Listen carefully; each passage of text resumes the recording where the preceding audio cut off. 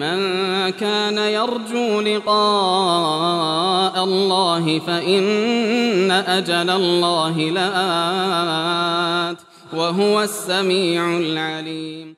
Dan datang di dalam sebagian riwayat Al-Bukhari dari Ibnu Mas'ud bahwa Nabi itu pernah menghikayatkan yuhki nabiyyan ramahu qaumahu fa'adamahu wa huwa yamsah ad-dam an wajhihi wa yaqulu Allahumma ighfir liqaumi fa innahum la ya'lamun. Beliau menghikayatkan seorang nabi. Nabi ini dilempari oleh kaumnya sampai darah membasahi wajahnya. Namun beliau hanya berkata, "Ya Allah, ampunilah kaumku. Sungguhnya mereka tidak mengetahui." Kata para ulama, ada yang mengatakan bahwa ini Nabi menghikayatkan dirinya sendiri sallallahu alaihi wasallam. Nah, itu di hadits Aisyah diriwayatkan ketika beliau ditolak, itu perasaan subhanallah ya, bagaimana yang diajak kepada kebaikan, Nabi sangat semangat, mereka dapat hidayah, masuk ke surga, diselamatkan dari api neraka, kerabat, dan beliau diperlakukan sedemikian rupa.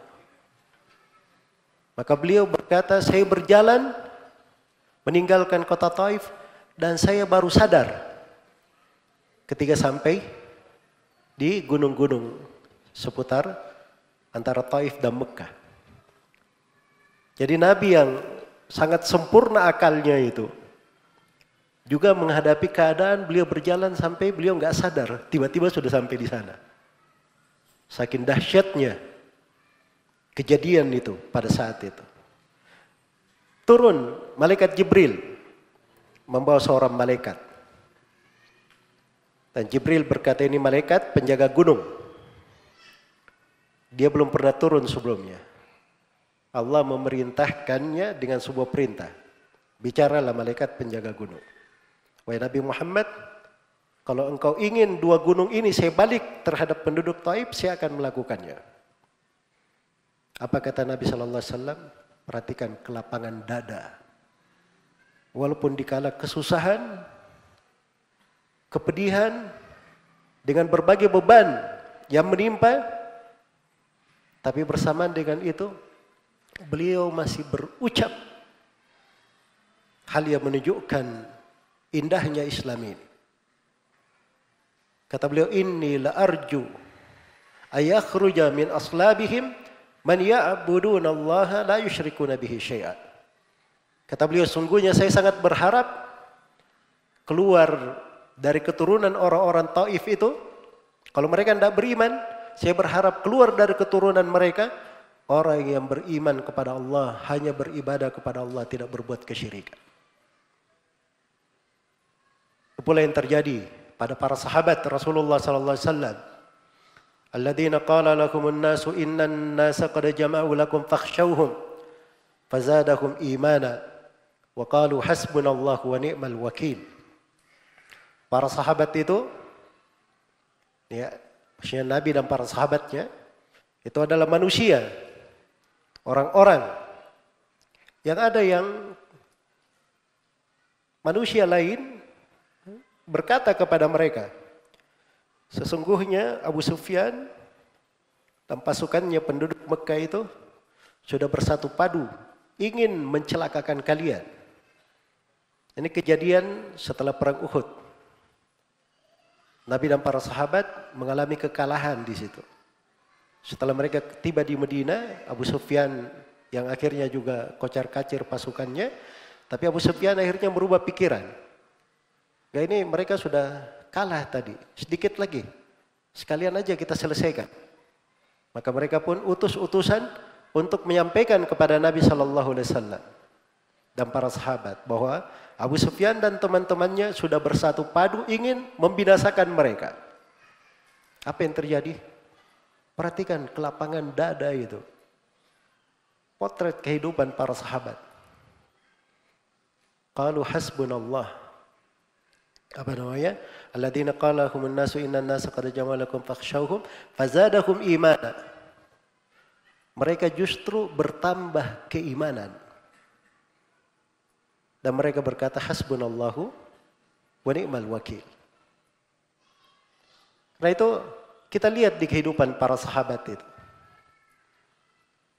Iya. Dari awal mereka masuk Islam, membela agama dari kalangan kaum muhajirin, diikuti oleh kalangan kaum al-ansar. Di kehidupan Nabi selalu saja istiqamah. Sebab itu warna Islam yang mereka rasakan.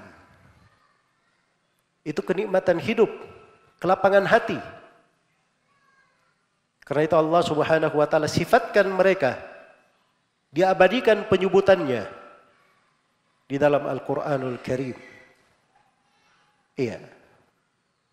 Bagaimana keadaan para sahabat Rasulullah sallallahu alaihi wasallam itu.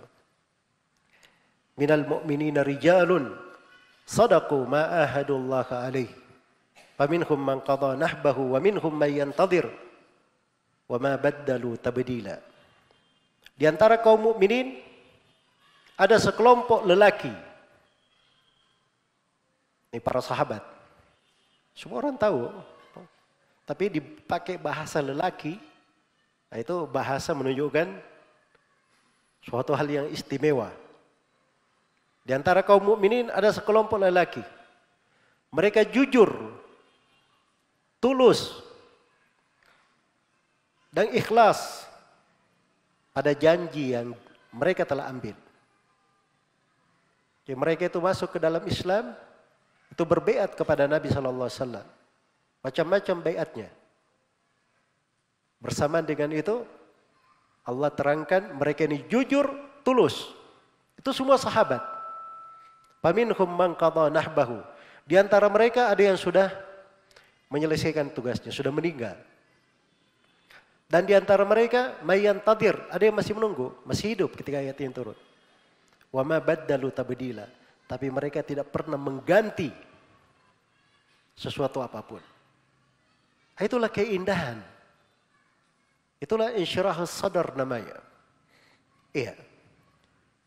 Dan ini makna-makna di dalam agama penting. Ciri Islam. Dan itu sifatnya para nabi dan para rasul. Sifatnya para nabi dan para rasul. Karena itu Islam ini adalah samudra kelapangan hati. Siapa yang masuk di dalamnya, dia akan berada di atas lautan yang sangat luas.